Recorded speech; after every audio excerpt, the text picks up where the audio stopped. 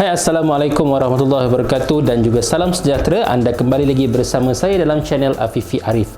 Jadi kepada anda yang baru menonton channel ini, saya ucapkan selamat datang dan jangan lupa untuk klik subscribe button di bawah beserta butang loceng untuk notification. Dan kepada anda yang telah sentiasa menonton, saya ucapkan terima kasih banyak-banyak atas sokongan anda kepada saya. Baik, kali ini saya nak menceritakan tentang satu jenis monitor. Kali ini kita nampak satu ultra wide monitor, terutamanya kepada anda yang baru sahaja bercadang ataupun berniat nak beli monitor untuk kegunaan anda. Jadi anda jangan lupa untuk tonton sampai habis review saya kali ini, okey?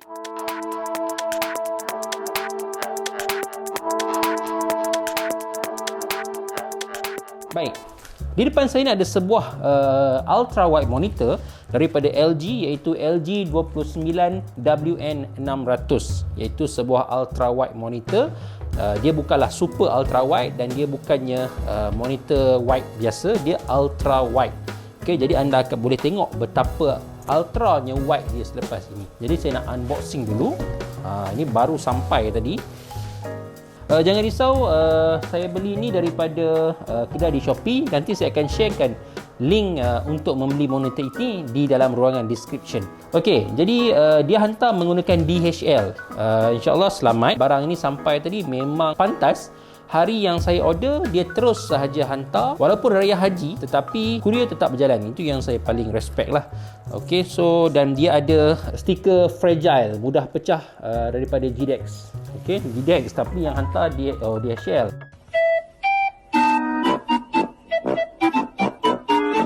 Okey, sama tu ya. Baik, okey, jom kita tengok. Okey, boleh balik kita rasanya. Maju. Okey. Okey, jadi ini dia. Kalau anda tengok sini, LG Ultra Wide Monitor 29WN600 73cm 29. Okey, apa maksud dia sekejap lagi kita cerita. Tapi secara asasnya monitor ini adalah monitor panel IPS dan kemudian dia mempunyai HDR punya view dan juga dia ada built-in speaker. Okey, dan kemudian lagi kita boleh tengok tak ada apa lagi. Jom kita tengok, kita buka. Okey. Open here. So dekat sini open ya. Jangan buka terbalik Kalau buka terbalik nanti kita khawatir dia akan pecah. Baik, apa yang ada dalam kotak ni? Yang pertama, dia punya kaki dia. Okey, kita letak sebelah dulu. Kemudian dia bagi power plug. Okey.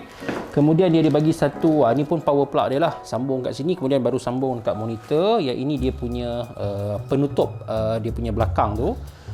Kemudian dia bagi satu HDMI kabel.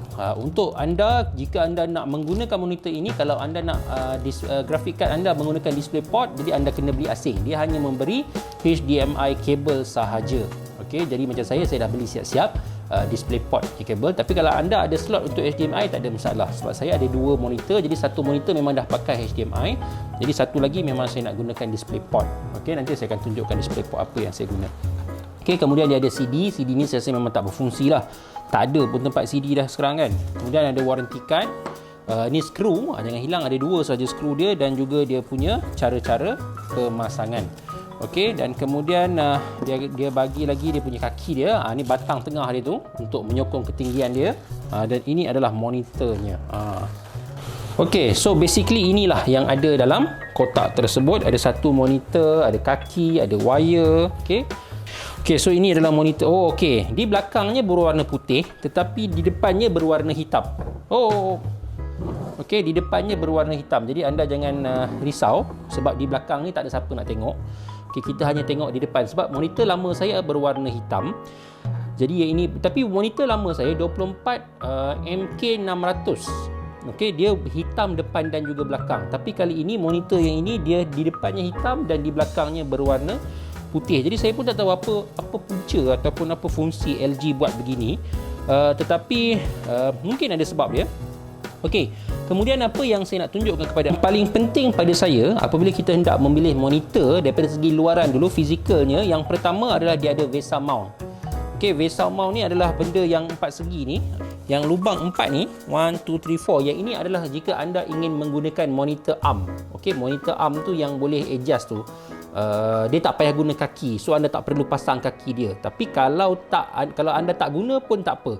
Tapi yang penting adalah benda ni kena ada. Sebab bila kadang-kadang kita ingat kita nak guna kaki, tapi at a certain time kita rasa macam kita nak guna pula monitor arm, jadi benda tu dah ada. Tapi kalau benda ni tak ada, so dia akan jadi masalah pada kita untuk kemudian hari. Dan kemudian saya terbalikkan monitor ni ya. Okey, kemudian yang penting seterusnya adalah port. Okey, macam di sini dia ada satu display port, kemudian dia ada dua HDMI port, kemudian dia ada headphone punya jack, dan juga satu DC in untuk power. Yang ini untuk plug lah. Okey, so ini sahaja port yang ada. So untuk anda macam saya menggunakan display port. Jadi sebab tu saya mementingkan display port. Ada setengah monitor lebih pada gaming biasanya. Yang monitor yang lebih mahal dia ada dua display port, dia ada dua HDMI port. Jadi mungkin dia boleh kongsikan dua kabel yang sama. Contoh ya, kalau anda ada dua device, okey, satu mungkin PS4, anda menggunakan HDMI, anda lekat di sini, kemudian satu lagi PC, anda lekat dekat satu lagi HDMI. Jadi anda hanya boleh switch sahaja dia punya view, anda nak tengok yang mana dan yang mana jika anda menggunakan satu jenis monitor lah. Tapi macam saya ada dua monitor, dan untuk PS4 saya menggunakan TV. Jadi kalau anda nak tengok review pasal PS4, anda boleh klik link di atas. Okey. Jadi pada saya cukup, okey, dua HDMI dan satu display port. Sebab saya tak menggunakan monitor ini untuk benda lain, macam contoh nak pakai PS4 ke, ataupun nak view apa kepada macam Astro dan sebagainya. Tak, saya gunakan betul-betul untuk editing. Tapi kalau anda yang nak menggunakan dua atau tiga device dalam monitor yang sama, jadi port ini anda kena perhatikan betul-betul. Okey, anda kena tanya berapa port yang ada, display port ataupun HDMI port. Untuk komputer baru sekarang ini, okey, PC terutamanya, mereka kebanyakannya graphic card sudah menggunakan display port. Okey, kadang-kadang tu tak ada pun ruang untuk HDMI. Jadi jika ada kabel HDMI pun, anda perlu beli adapter. Okey, kalau anda nak tengok adapter HDMI yang okey ataupun yang berbaloi untuk dibeli, anda boleh tengok di bahagian description. Saya akan tunjukkan link display port kepada HDMI ataupun HDMI kepada display port. Okey, jadi anda boleh tengok link di bawah dan anda boleh beli dengan selamat di Shopee. Okey. Jadi ini sahaja berkenaan dengan monitor ini. Jadi untuk kita pasang dia punya kaki tak susah. Okey, saya akan tunjukkan kepada anda. Macam ikan je saya buat monitor ni. Oh, tak apa. Okey, yang pertama ini, dan yang kemudian ini kaki dia. Kemudian dia ada skru dalam ni untuk kita ketatkan dia punya batang dia tu. So kemudian kita ada yang ini, batang dia ni kita akan letak di sini macam tu. Kita akan letak di sini, dan kemudian kita hanya perlu skrukan sahaja di bawah ini. Okey, kita skrukan sebab dia ada lubang ni tu. Okey, anda tarik sahaja monitor ni ke belakang sikit. Macam ni. Kemudian anda lekatkan macam ni, dan kemudian ambil skru tadi. Jadi anda pasanglah skru ni, satu di sini. Okey, dan satu di sini.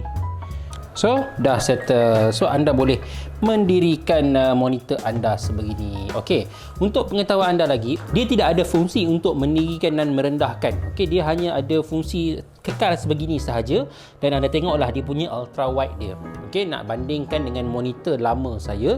Okey, tapi kali ini saya akan menggunakan dua jenis monitor. Saya tak pasti sama ada meja tu muat ataupun tidak, tapi saya akan cubalah, okey, memuatkan dua monitor tersebut. Dan saya rasa monitor yang satu lagi tu sama tinggi kot dengan monitor yang ini. Okey, tapi saya akan menggunakan monitor ARM. Okey, bagaimana jadi dia nanti, anda kena tunggu selepas ini. Okey, baik, jadi ini adalah monitor WN600. Okey, 29 WN600, dan model ini dikeluarkan pada tahun 2020. Ada satu lagi model yang hampir dengan ini, iaitu 29 WK600. Okey, beza dia 29 WK600 itu hanyalah pada color sahaja. Okey, color gamut dia adalah 99%, manakala yang ini adalah 90%. Tetapi jika mata anda bukanlah jenis yang memang cepat tangkap ataupun memang tak begitu detail sangat, saya cadangkan ambil yang tahun 2020, yang mana kita tahu version yang lebih baru daripada 2018. Okey, jadi monitor ini juga bukanlah sesuai sangat untuk gaming. Apa maksud saya? Jika anda merupakan seorang gamer yang jenis first person shooter, monitor ini tak sesuai. Dia punya refresh rate dia pula adalah agak rendah, iaitu 75 Hz sahaja, manakala untuk monitor gaming anda untuk main game-game yang first person shooter dan sebagainya itu, contoh macam PUBG dan sebagainya, anda perlukan 140 ke atas memang cantik. Okey, dan ni respon dia juga agak slow iaitu 5 ms. Okey, manakala kalau untuk gaming anda perlukan lebih kurang 1 millisecond, tak silap saya dia punya ukuran. Okey, jadi untuk tapi jangan kata tak boleh gaming langsung. Untuk orang yang main game contohnya macam FIFA, macam game-game yang luas sikit kan, yang tak memerlukan begitu detail sangat, so monitor ini adalah sesuai untuk anda. Jadi macam saya, kalau saya nak main FIFA, sekali-sekala saya nak guna monitor ni, tak ada masalah. Okey, dia kelebihan dia adalah daripada segi color saja. Sebab tu saya memilih IPS panel. Okey, sebab apa saya pilih WN600? Sebab dia adalah IPS panel dan kemudian dia ultra wide dan kemudian dia agak murah. Okey, kalau anda nak cari IPS panel yang curve, anda boleh lihat juga di ruangan description di bawah.